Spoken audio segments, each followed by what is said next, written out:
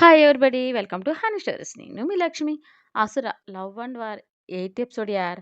ఒక ఆడపిల్ల గురించి మాట్లాడడం సంస్కారం కాదనుకుని అప్పటిదాకా ప్రేక్షక పాత్ర వహిస్తున్న భరద్వాజ్ చెప్పు వింటా అన్నారు. దేవ్ వైపు మురిపెంగా చూస్తూ మిసెస్ మధుకర్ నిన్న నాతో మాట్లాడారు అని సంబరంగా చెప్పింది. మధుకర్ అంటే మంత్రి పెళ్ళమేనా అని పేటసరంగా అడిగింది బామ్మ. అవును అత్తయ్య. అతనేమీ స్టేట్ మినిస్టర్ కాదు, సెంట్రల్ మినిస్టర్ అని ఊదరగొడుతూ వాళ్ళు దాటారు రితికని మన దేవికి ఇవ్వాలని ఎంతో ఆశపడుతున్నారు అంటూ ఊరిపోతూ చెప్పింది ఊర్మిళ. ఏంటి బెత్తుడంతా ఆ చెడ్డీ లాగులు వేసుకుని ఇంత పిలక వేసుకుని తెగ తిప్పేసుకుంటూ ఎర్రగా అచ్చం పండుకోతిలా ఉంటుంది. ఆ పిల్ల గురించేనా నువ్వు చెప్పేది? చాలే సంబడం. అది నా మనవడికి కాలి గోటుకు కూడా చాలదు అని చేతులు తిప్పుతూ చెప్పి, అందం అంటే చేతుల్లో ఉండాలి. అలాంటి పిల్ల నా శివకు కరెక్ట్ ఈడు జోడు అని మురిపించింది బామ్మ. దేవు చేతికి పిడికిలి గట్టిగా బిగించింది. అమ్మా, పెళ్ళైన ఆడపిల్లని మరొకరితో జతచేసి మాట్లాడకూడదు అని కొంచెం సీరియస్గానే చెప్పారు భరద్వాజ్. అయ్యో, నేను తప్పుగా అనలేదు రాజా. అలాంటి కుందనపు బొమ్మ లాంటి అమ్మాయి ఈ ఘట్టం నేను ఇంటి కోడలు అవ్వాలని ఆశపడ్డానంతే. వచ్చి ఆమె సౌభాగ్యంలో రాసిపెట్టుంటే సప్త సముద్రాల అవతల ఉన్నా కూడా వెతుక్కుంటూ వెళ్ళాల్సిందే. మనం చూసేసాము, చేసేసాము అని అపోహ అంతే.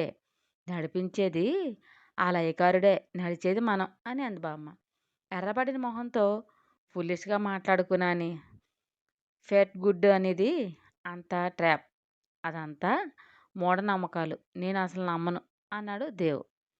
మనకు అనుభవంలోకి వచ్చేంత వరకు అలాగే అనిపిస్తుంది శివ అని నవ్వి, చూడు ఊర్మిళ, డబ్బు ఎలా అయినా సంపాదించవచ్చు. హోదా అనుభవించాలని ఒంటి మీద రాసుంటే నువ్వైనా మినిస్టర్ కాగలవు అంతే.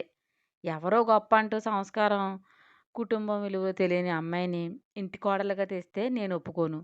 రుక్మిణి వచ్చాక ఇంటి పేరు మారుమ్రోగుతుంది. నీ వల్ల సోషల్ స్టేటస్ పెరిగింది.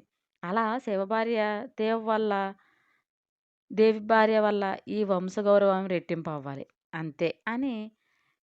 ఏం చూస్తున్నావు, పద తినడానికి పెట్టవా అని రుక్మిణిని గద్దించింది బామ్మ. ఏంటండి మౌనంగా చూస్తున్నారు? నాకు నచ్చిన అమ్మాయిని నా కోడలుగా తెచ్చుకునే రైట్స్ లేవా? స్టేటస్ ఉన్న వాళ్ళతో బియ్యం అందితే మనకేం యూజ్ అవుతుంది? మీకు తెలుసు కదా. అత్తయ్య ఏదో చాదస్తంగా అంటున్నారు. మీరు చెప్పండి అంటూ ఫైర్ అయింది ఊర్మిళ. అత్తయ్య ఏది చెప్పినా మన కుటుంబం మంచి కోసమే చెబుతారు ఊర్మిళ అని అంది రుక్మిణి. అయితే నీ కొడుక్కి అత్తయ్య చెప్పినట్లు చెయ్యి. నా కొడుక్కి నాకు నచ్చిన పిల్లతో చేసుకుంటా అని పొగరగా అందామె. నీ నా అని వేరు చేసి చెప్పగానే ఆమె దెబ్బతిన్నట్లు చూసింది. మామ్, నేను ఇప్పుడే పెళ్లి చేసుకుంటానని నీకు చెప్పానా అని కోపంగా అడిగి, నాకు అలాంటి ఆలోచన కూడా లేదు. ఏది జరిగినా నాని ఇష్టంతోనే జరుగుతాయి. అమ్మ పద, బ్రేక్ఫాస్ట్ వడ్డించు, ఆఫీస్కి లేట్ అవుతుంది అని లేచాడు దేవ్. తోడికోడలు వేరు చేసిన దేవ్ అమ్మ అనగానే కరిగిపోయి రా నాన్న అంటూ వెళ్ళింది రుక్మిణి. కోడల వైపు గర్వంగా చూస్తూ రా కృష్ణ అని లేచి వెళ్ళింది బామ్మ. కోపంతో బుసలు కొడుతున్న భార్యను చూసి, చూడు ఊర్మిళ, ఇంకొకసారి వదినమ్మ నొచ్చుకునేలా మాట తూలితే బేర్చేను. దేవుని సొంత బిడ్డలాన్ని సాకింది వదిన. నువ్వు నీనా అని వేరు చేస్తావు ఏమో. ఆవిడెప్పుడు అలా అనుకోదు.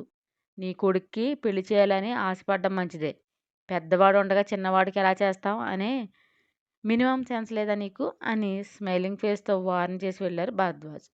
ఎన్నర్లో బగ్గున మండి చేతి పిడికిలు గట్టిగా బిగించి, మీరందరూ ఎన్ని అన్నా రితిక ఇంటి కోడలు కాబోయేది కోడలు, ఇది ఎవ్వరూ ఆపలేరు మీతో సహా అని మంగమ్మ శబ్దాలు బూనింది ఊర్మిళ.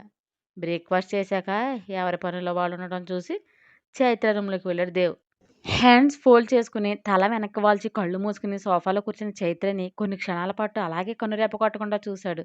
దేవ్ ప్రెజెన్స్ తనకు తెలిసి ఉలిక్కిపడి కళ్ళు తెరిచిందామె. తన వైపు వేటాడే లైన్లా చూస్తున్న అతని రూపం చూసి కలవరపడుతూ పైకి లేచింది, నిలబడింది. సౌకర్యాలు అన్నీ బాగున్నాయా మిస్ చైత్ర? ఇంకేంటి? ఏసీ వేసుకోలేదే, చాలా ఉక్కబోతగా ఉంది కదా అని ఏసీ ఆన్ చేశాడు దేవ్. ఇది మీ ఇల్లని నాకు నిజంగానే తెలియదు. వెళ్ళిపోతాను, గొడవ చేయకండి. బామ్మగారు వింటే బాధపడతారు అని మెల్లగా చెప్పింది చైత్ర. అబ్బో, చాలా కన్సర్న్ ఉందే ఎదుటి వాళ్ళు బాధపడతారని. పర్వాలేదు, నీకు హార్ట్ ఉంది అని వెటకారంగా అన్నాడు దేవ్. మౌనమే సమాధానమైంది ఆమె నుండి. ఒక ట్రైనీ డాక్టర్ రేప్ చేసిన వాడిని పట్టపగలు ఉరి తీయమని డిమాండ్ చేస్తున్నారందరూ. అఫ్‌కోర్స్ నేను అదే డిమాండ్ చేస్తున్నాను. నాకే కనుక పవరుంటే ఈ పాటికి వాడిని పీస్ పీస్ కింద చేద్దును అనుకో. మరి మనుషుల మనసులతో ఆడుకునే నీలాంటి కన్నింగ్ లేడీని ఎలా చంపాలే అని కూల్‌గా అన్నాడు దేవ్. ఆ మాటకు బాణం పోటులా గుండెకు తగిలి లేడి పిల్లలా విలవలాడి బొటబొటా కన్నీరు కాల్చేసింది చైత్ర. డాక్టర్ వైపు యమ సీరియస్‌గా చూస్తూ నేనేం చెప్పాను? నువ్వేం చేశావు? అని విరుచుకుపడ్డాడు ఆ పర్సన్. మిస్టర్ నాకు చేతనైనంత వరకు నేను చేశాను.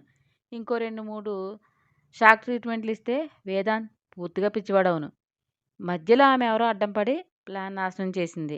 అందుకు నేనేం చేయను? అన్ని సాక్షిచ్చినా వాడి బ్రెయిన్ సెన్స్ చిటికెలో యాక్టివ్ అయ్యే అంటే నాకే అంతుపట్టడం లేదు. అసలు అని వాపోయాడు డాక్టర్. నీకు ట్రీట్మెంట్ చేతకాదని ఏడు. అంతేగాని వేద్‌కి విల్ పవర్ ఎక్కువని ఎదవ కటింగులు దొబ్బకు అని రేగాడు పర్సన్. అయితే నా ట్రీట్మెంట్ పవర్ ఏంటో నీ మీద ప్రయోగించనా? ఎలా ఉంటుందో ఒకసారి రుచి చూస్తే నీకే తెలుస్తుంది అని కచ్చిగా అన్నాడు డాక్టర్. నీ భస్మాసురుడాస్త్రం నా మీద పెడతావా? అని వియర్డ్‌గా చూస్తూ నీ మీద దేవికి ఎలాంటి డౌట్ లేదు కదా! అన్నాడు ఆ పర్సన్. ఇసుమంత కూడా డౌట్ రాలేదు. అంత నేచురల్‌గా ట్రీట్మెంట్ చేశా అని గర్వంగా అన్నాడు డాక్టర్. గుడ్. ఏదైనా తేడా వస్తే మొదట గోలి నీకే కడతాడు. దేవ్ వాడసలే మోనార్క్. వాడి మాట వాడే వినడు అని డాక్టర్‌కే ఒక షాకిచ్చి చక్కగా వాపోయాడు అతను. నోరు వదిలేసి లకలక అంటూ నాలుక ఆడించాడు డాక్టర్. నీ కంట కన్నీరు నన్ను కరిగించలేదు చైత్ర. నేను అంటున్నానని బాధపడుతున్నావా? లేక నీలో పశ్చాత్తాపం కలిగి ఏడుస్తున్నావా? నాకైతే ఇవి క్రొకొడైల్ టియర్స్‌లా కనిపిస్తున్నాయి. ఇంటికి చేరిపోయాను. నేనేం చేసినా పర్వాలేదు అని అతి చేస్తే ప్రాణాలు తోడేస్తాను చూసుకో. అయినా పోయేదానివి ఇంటికి పోకుండా గుడిలో ఎందుకు పెట్టావు మకాం అని అడిగాడు దేవ్. కనురెప్పలు ఎత్తి చూసిందంతే. ఏంటి లుక్? నాకేలా తెలుసానా? నా ఇంటి ఆడవారు బయటికి వెళ్తే నా కన్ను వాళ్ళ మీద ఉంటుంది. నీ బాబులా బాధ్యత లేనట్లు బిహేవ్ చేయను.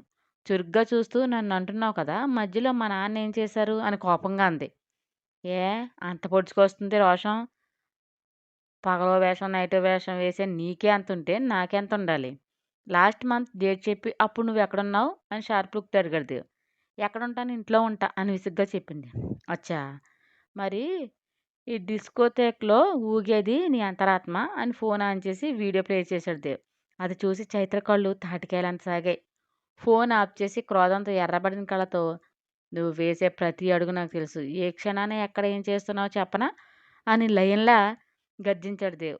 అతని రౌద్ర రూపాన్ని చూసి వానలో తడిసిన కోడిపిల్లలా వణికింది. ఏంటి వాతం కమ్మి నూరు పడిపోయిందా? మాట్లాడు అని రెట్టించాడు. మీకేం కావాలి? మీ ఇంటి నుంచి మీ నుండి శాశ్వతంగా దూరంగా వెళ్ళిపోవాలి. అంతే కదా! వెళ్ళిపోతాను. లైఫ్‌లో నా మొహం చూపించను అంది చైత్ర. పోయేదానివి మా నాన్ని రమ్మంటే ఎందుకొచ్చావు? అని వియర్డ్ లుక్‌తో అడిగాడు దేవ్. మీ ఇల్లు అని తెలియకొచ్చాను. కొద్ది రోజుల తర్వాత నా దారి నేను చూసుకుందామనే వచ్చా. ఇక్కడ పాతుకుపోదామని ఏమీ రాలేదు. మా నానికి నీ కుతంత్రం తెలియక తన స్నేహితురాలు మనవరాలని ఇంట్లో అందరికీ చెప్పింది. నువ్వు చెప్పా పెట్టకుండా పారిపోతే తనేం ఆన్సర్ చేస్తుంది అందరికి అని ప్రశ్నించాడు. నిస్సహాయంగా చూస్తూ ప్లీజ్ శివ నన్నింత హింసించకు. కావాలంటే ఒక్కసారే చంపేయ్ అని దీనంగా అందామె. ఛీ! నీలాంటి నీచురాలిని తాకినా పాపమే. నిన్ను చూస్తుంటేనే జుగుప్సొస్తుంది అని ఈసడించి అంతమందిని మోసం చేసి ఆరంగా పెళ్లిపీటలు ఎలా ఎక్కాలనిపించింది? నీకు మనస్సాక్షి అన్నదే లేదా? మలినపడిన నీ ఒంటితో మరొకడిని మోసం చేయాలని చూసావు. నువ్వు ఆడదానివేనా? అన్నాడు దేవ్. ఎనఫ్ శివ.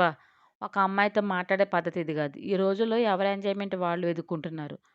నువ్వు చూపించిన వీడియోలో నేనే ఉన్నానా? అక్కడ ఇంకెవరు గర్ల్స్ లేరా? లేక నీ కళ్ళు చత్వరం వచ్చిందా? ఏ నువ్వు స్టిల్ వర్జిన్‌వా? అని డాక్టర్ సర్టిఫైడ్ చేశాడా? లుక్ నన్ను నిందించే రైట్స్ నీకు లేవు. మొగుడనే హక్కు చూపించాలని చూడకు. మీ అన్నయ్యని నేనేమీ డీప్‌గా లవ్ చేయలేదు. మోసం అంతకంటే చేయలేదు. నిజాలు తెలుసుకో అంతే. నా అందం చూసి మోజుపడి వెంటపడింది వాళ్ళు. నేను ఏ తప్పు చేయలేదు. సరదాగా బాయ్స్‌తో డాన్స్ చేస్తే పాపమేమి కాదు. మీ రిచ్ కల్చర్‌లో ఒకరితో ఒకరు డేట్ చేస్తూ ఉంటారు కదా! అది తప్పు కాదా? సామాన్యమైన ఫ్యామిలీ లేడీస్ చేస్తే మాత్రం తప్పా? ఏ మాకు ఆశలు కోరికలు ఉండవా? చెప్పింది చేసింది చాలు వెళ్ళు. కొద్ది రోజులుండి నా దారిని నేను పోతాను. నీకు నీ వాళ్ళకి నా వల్ల ఏ ప్రమాదం రాదు అంటూ గట్టిగా సమాధానం చెప్పింది చైత్ర. తన ఇగో దెబ్బతినటంతో ఏంటే మమ్మల్నే వేలెత్తి చూపించేంత పతివ్రతవయ్యావా అంటూ చైత్ర మీదకొచ్చాడు దేవ్. నన్ను టచ్ చేస్తే అందరిని పిలిచి రచ్చ చేస్తాను మైండ్ ఇట్ అని ఉరిమిందామె. నీ పొగరు ఎలా అణచాలో నాకు బాగా తెలుసు. ఓ తెలుసా? అయితే వెళ్ళి ఆ పని మీద ఉండు. పదే పదే వచ్చి నన్ను బ్లేమ్ చేస్తూ నువ్వు చేసిన తప్పు కదని నిందించి నీ అంతరాత్మని మభ్యపెట్టాలని తాపత్రయపడకు. వెళ్ళా అంటూ ఘాటుగా చెప్పింది చైత్ర. పళ్ళు క్రసర్లాడిస్తూ ఈ దేవాంశ్ ఎప్పుడూ తప్పు చేయడు అని బలుపుగా అన్నాడు.